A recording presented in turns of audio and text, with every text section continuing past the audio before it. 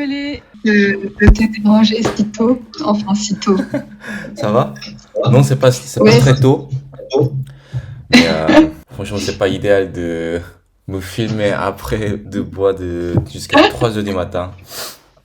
ah ouais. Est-ce que le son, ça va? En fait, j'ai un micro comme ça. Waouh, c'est quoi ça? T'as vu? Mais t'es trop professionnel. Moi, j'en ai sera avec ça. Ah ouais. Ah ouais. Alors, on commence? Ouais, vas-y. Alors, d'abord, j'ai besoin que tu te présentes un peu. Ah, c'est trop bizarre de se présenter soi-même. Ok, C'est je un vais peu comme essayer de me interview. présenter. Du coup, moi, c'est Déborah Marino. J'ai 28 ans, je suis française et j'habite maintenant au Japon depuis 3 ans où je suis graphiste. Voilà, c'est bien. Donc, par où commencer? Donc, Darip et moi, on s'est rencontrés à Bruxelles quand on était tous les deux à l'Académie royale des beaux-arts. Moi, j'étais un an au-dessus, donc du coup, on n'était pas vraiment dans la même Ouais, classe, toi, mais toi, t'étais on avait quand senpai. même l'habitude de... Ouais, voilà. Donc, tu es plus vieux, mais en fait, j'étais un an au-dessus. Voilà. On avait quand même l'habitude de se croiser souvent. Et, c'était sympa parce qu'on échangeait pas mal sur justement le design et tout ça. Et donc c'est comme ça que on s'est rencontrés. Et puis après, j'ai donc déménagé au Japon. Et donc c'est là où j'ai vraiment commencé, on va dire, ma carrière de graphiste. Et qu'est-ce que je peux dire d'autre? Tu m'as raconté déjà un peu, mais Ouais.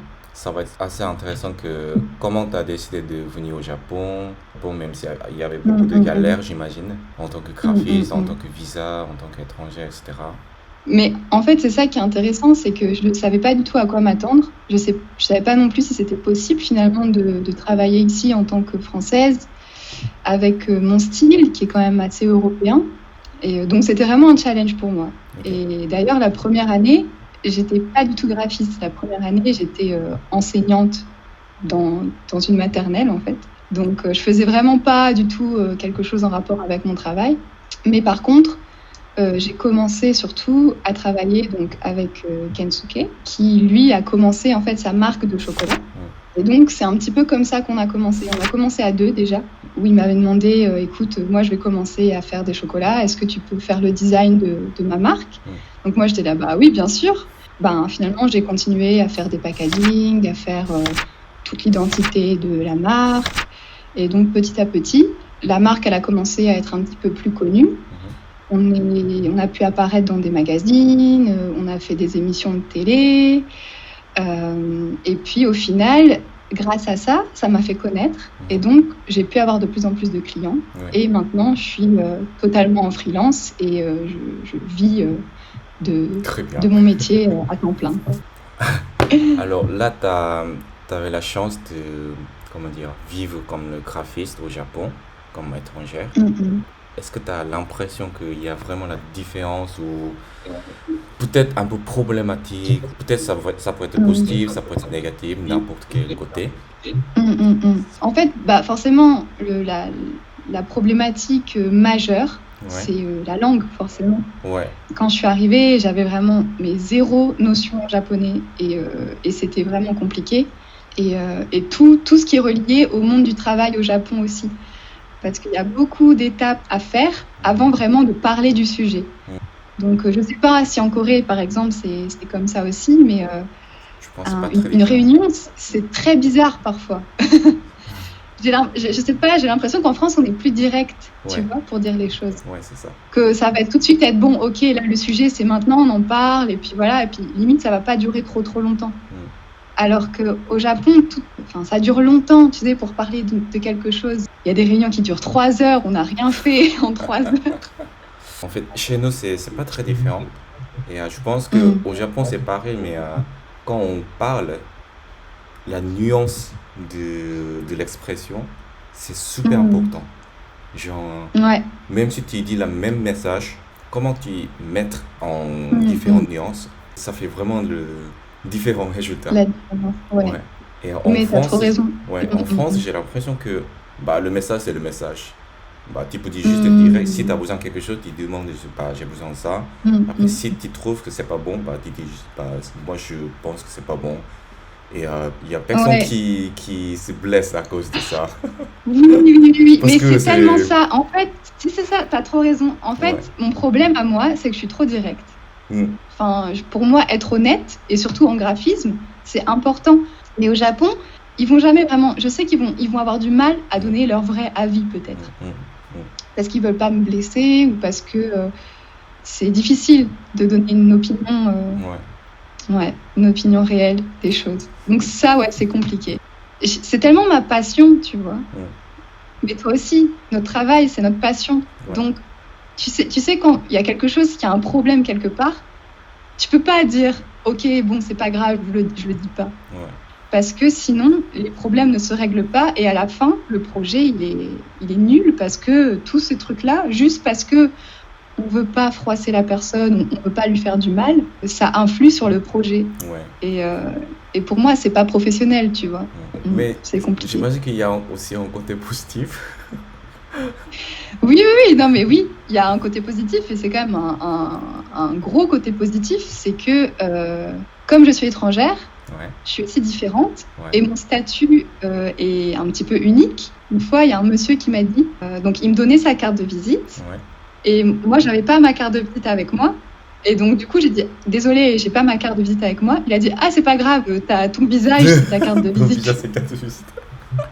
Ok, je savais pas trop comment le prendre, tu vois. Ça, c'est aussi le point positif, c'est que je peux partager le fait que je sois française, que peut-être mon graphisme est un petit peu différent.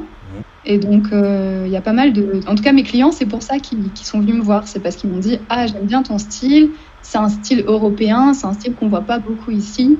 Ben, j'ai envie de collaborer avec toi, quoi. Ouais. Moi, parfois, ça fait un point positif, comme toi, parce que je suis aussi, bah, je pense que je suis unique en France.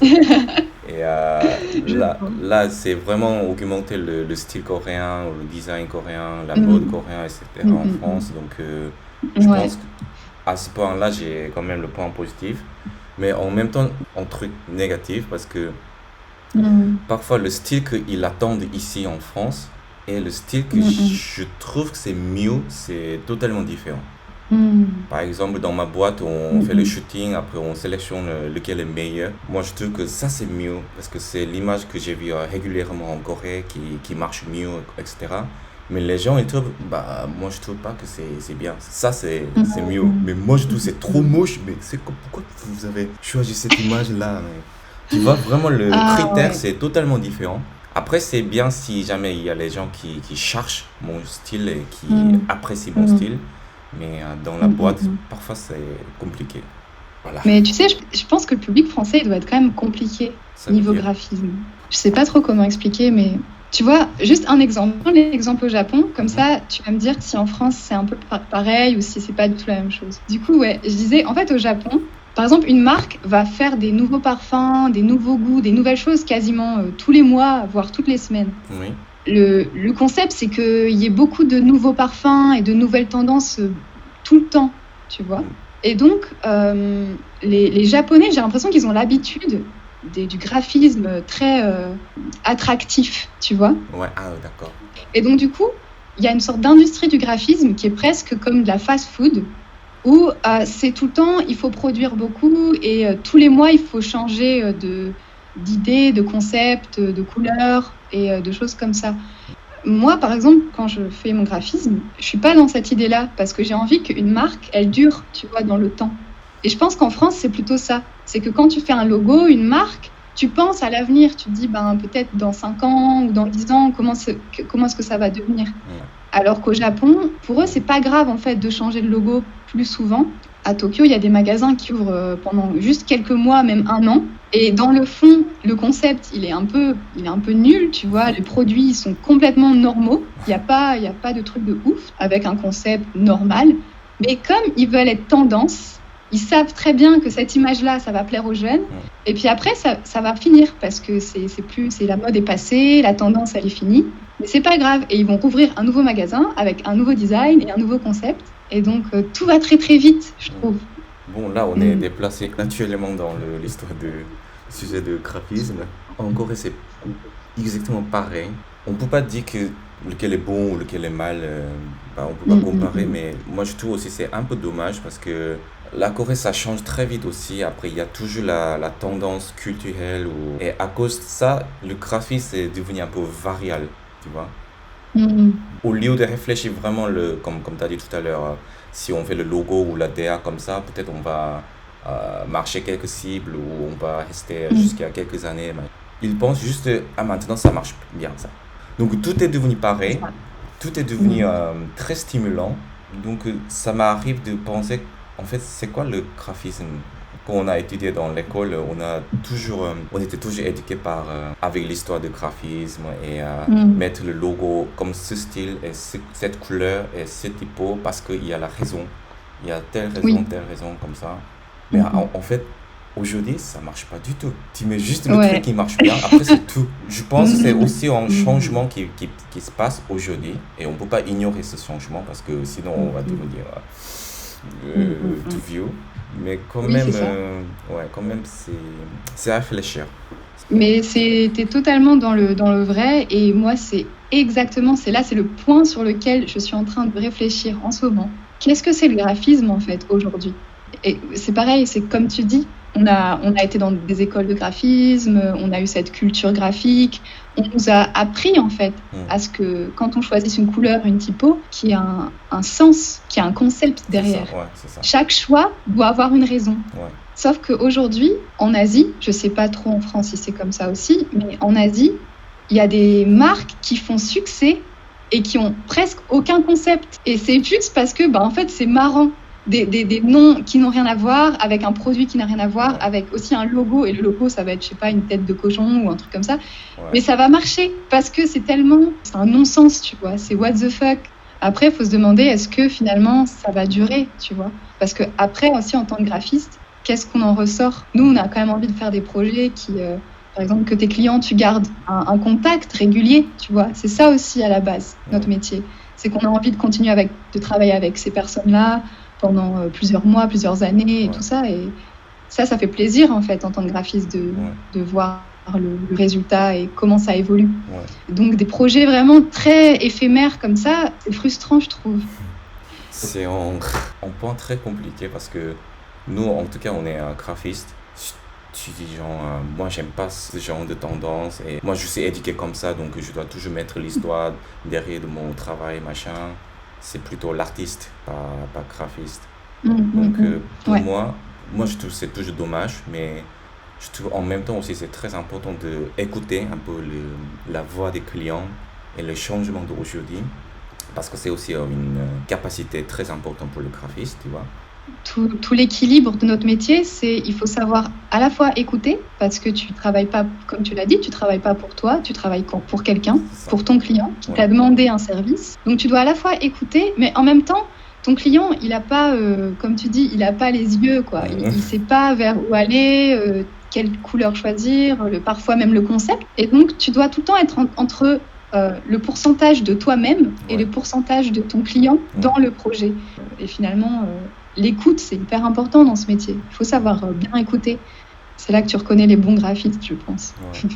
Nous, notre marque, du coup, avec Ken, la marque de chocolat, en fait, on a remarqué pourquoi ça marche, parce que c'est notre histoire à nous aussi. Et que à chaque fois qu'on met en valeur les chocolats, c'est pas juste les chocolats, tu vois. On raconte que c'est une collaboration entre un chocolatier japonais et une designer française, et qu'en fait c'est cette collaboration qui fait la marque. C'est ça. Et je pense que ça, c'est ce qui intéresse les gens. Je vais juste boire de l'eau. Oui, moi aussi, j'ai soif. No. The Strong Sparkling. Volvic. Le minéral naturel volcanique. Attends, je vais faire de l'ASMR. Donc, moi j'aimerais parler de logo que tu as proposé la dernière fois. Ce qui est marrant à expliquer aussi, c'est pourquoi est-ce qu'on fait cette conversation aujourd'hui. C'est qu'on a commencé à parler du fait que peut-être qu'aujourd'hui le graphisme se dirige vers quelque chose de vraiment très très simple. Et que en tout cas, la jeune génération, donc moi je parle des gens qui ont à peu près la vingtaine et en dessous, ils sont attirés de plus en plus par des marques avec des logos très très très simples, vraiment presque enfantins, dessinés à la main. Et moi, en ce moment, je suis sur un projet.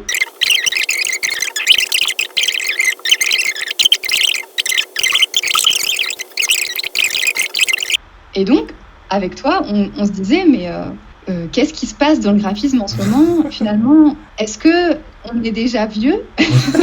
Est-ce qu'on est déjà passé à autre chose? Notre graphisme, il est dépassé, tu vois? Est-ce que c'est juste une tendance, tu vois? Est-ce que c'est quelque chose qui va rester pas longtemps? Et donc, ça, c'était un petit peu la question du moment.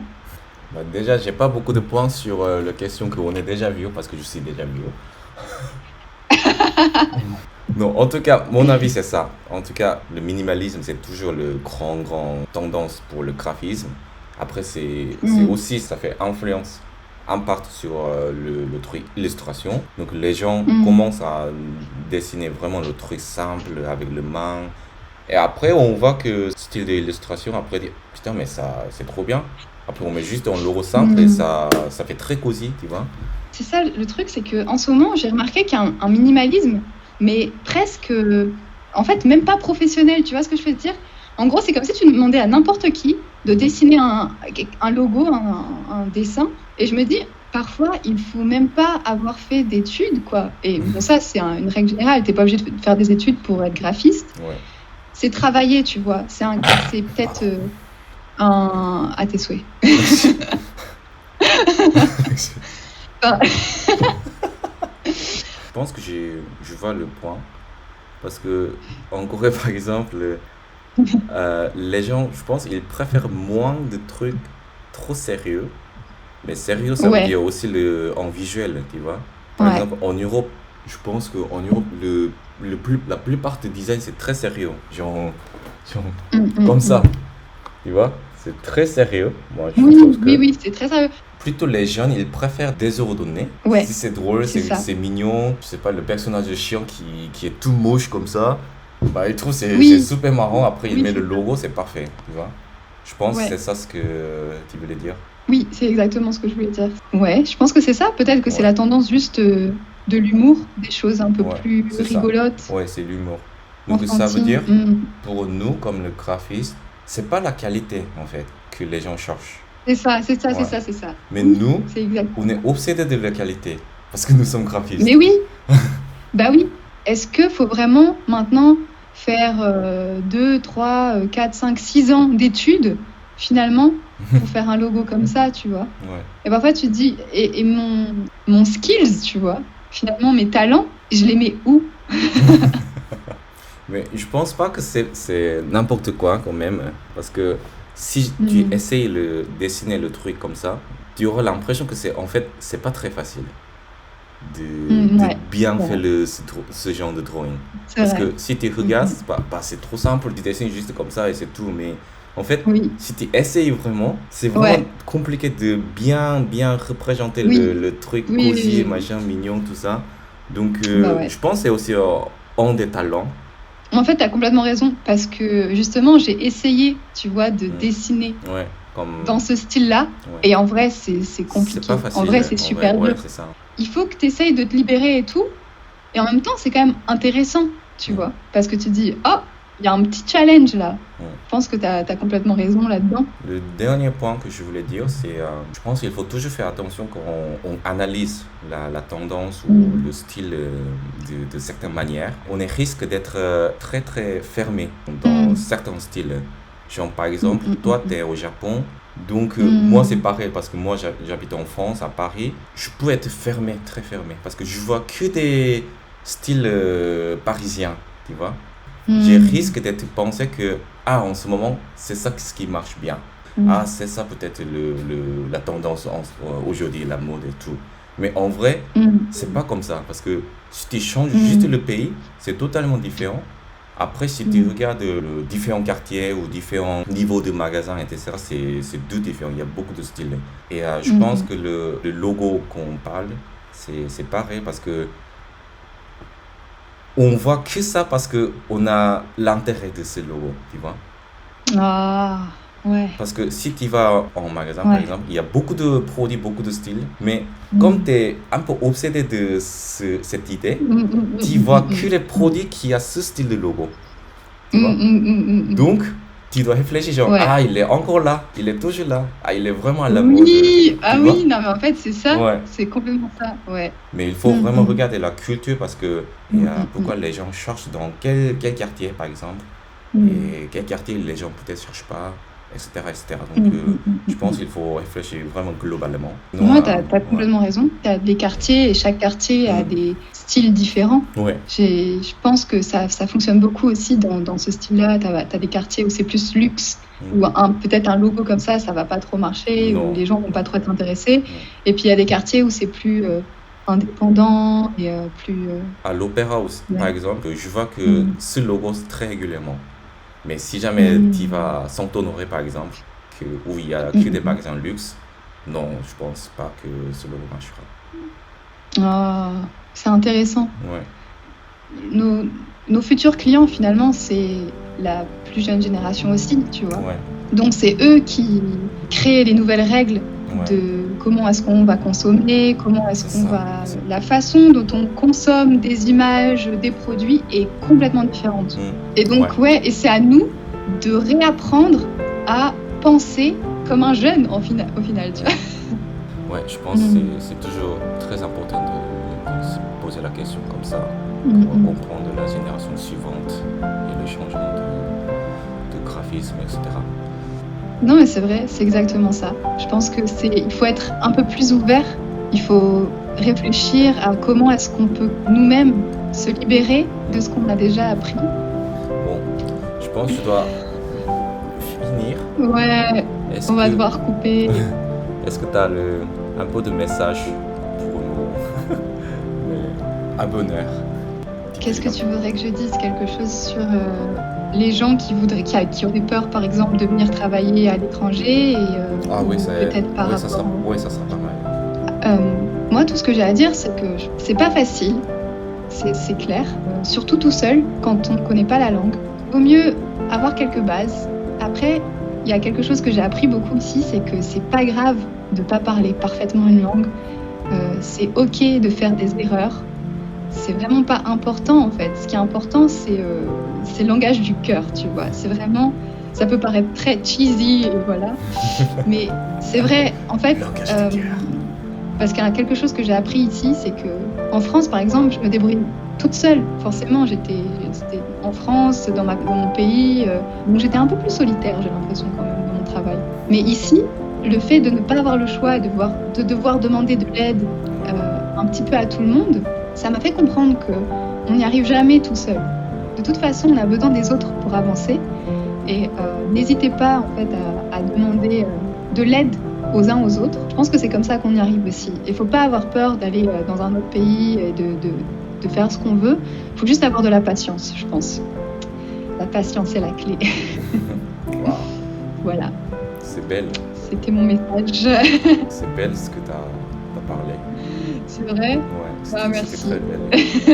Ça marche. Mais en tout cas, c'était trop bien notre conversation aujourd'hui. Et je pense que ça va être un bon contenu très intéressant. C'est vrai? Bah, j'espère. Bon, je te laisse. Bonne soirée. Et bien, gros bisous. Et puis, bonne sieste. Ouais, ciao. Et puis, à bientôt. Hein. On s'appelle vite. Bye bye.